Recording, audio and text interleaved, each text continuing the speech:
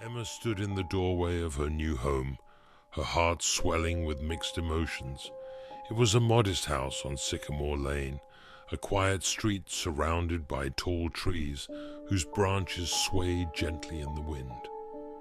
After years of chaotic city life, this place felt like the peaceful escape she had been searching for. The house wasn't perfect, its paint was peeling, and the garden was overgrown, but it had character.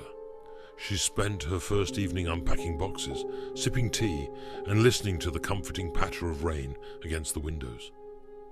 As night fell, a strange unease settled over her. She couldn't shake the feeling of being watched. Every creak of the wooden floorboards and distant rustle of leaves outside made her flinch. At one point, she glanced out the window and thought she saw something move, a fleeting shadow at the edge of her driveway. Shaking her head, she laughed softly. "Get a grip, Emma," she muttered to herself, pulling the curtains shut.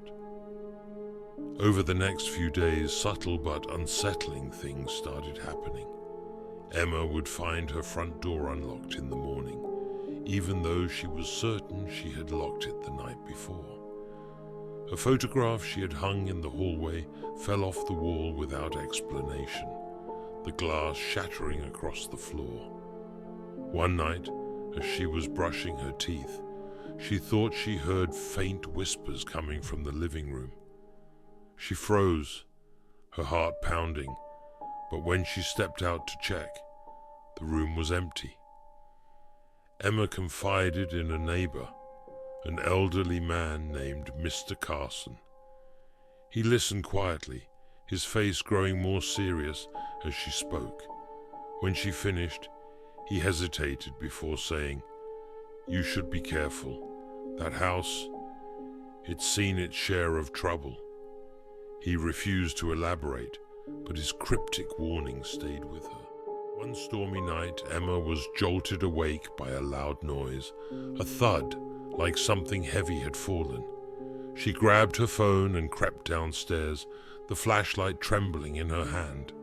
The living room was in disarray. Furniture had been shifted, and the vase on the coffee table was shattered on the floor. A gust of cold air brushed against her face, and she realized the back door was wide open. Emma's breath caught as she stepped outside.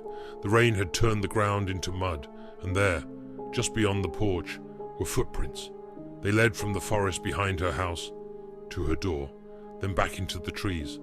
As she stared into the darkness, a shape shifted among the shadows. She froze, unable to move or breathe, until a clap of thunder broke her trance. She slammed the door shut and locked it, her mind racing. The following day, she decided to install security cameras. If someone was stalking her, she needed proof. That night, she stayed up late, watching the live feed on her laptop. At first, it was uneventful, just the empty yard and the occasional flicker of motion as tree branches swayed in the wind.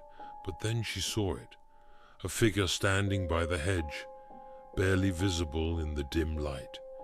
It didn't move, didn't flinch, just stood there, watching. The next morning, Emma returned to Mr. Carson, desperate for answers. He sighed heavily and told her the story. Decades ago, a series of disappearances had plagued the neighborhood.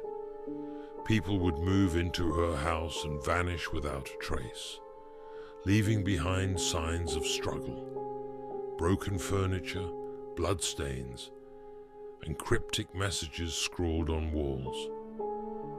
Locals began whispering about a figure they called the Watcher, a shadowy presence that seemed to haunt the house. "No one knows who or what it is," Carson said, his voice low. "Some say it's a ghost, others think it's a person. But one thing's for sure, once it sets its sights on you, it doesn't stop." Emma left his house feeling more unsettled than ever. That night, as she lay in bed, she felt a cold breath on her face. Bolting upright, she turned on the light, but the room was empty. Emma began digging into the house's history, visiting the local library and searching old records. She discovered that every tenant of the house over the past 50 years had either vanished or fled under mysterious circumstances. The last known occupant, a woman named Lila, had left behind a journal which Emma found hidden in the attic. The entries detailed Lila's growing paranoia, footsteps outside her bedroom door, whispers in the middle of the night, and a shadowy figure that appeared closer each time she saw it. The final entry read, "I've seen it, it knows I've seen it, and now it will never leave me alone." That same night, Emma heard a noise upstairs, clutching a kitchen knife. She slowly ascended the creaking staircase. The attic door was ajar, and as she pushed it open, her flashlight flickered. For a brief moment she saw it, a tall, shadowy figure standing in the corner, its hollow eyes staring back at her. She screamed and ran, slamming the door shut behind her. Emma knew she couldn't stay in the house any longer. She packed her belongings and prepared to leave.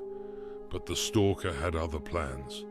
The power went out, plunging the house into darkness. The whispers grew louder, coming from every direction. "Emma, you can't escape." She grabbed the journal, flipping through the pages until she found a passage about trapping the entity. Following the instructions, she created a circle of gasoline in the living room and lit it as the figure appeared. The flames roared and the entity shrieked, its shadow twisting and writhing. For a moment, Emma thought she had won, but then the fire sputtered and the shadows grew darker, enveloping her. The story ends with the new family moving into the house months later. A young boy stares out the window on his first night, whispering, "Who's there?" The camera pans to the hedge, where the shadowy figure watches silently.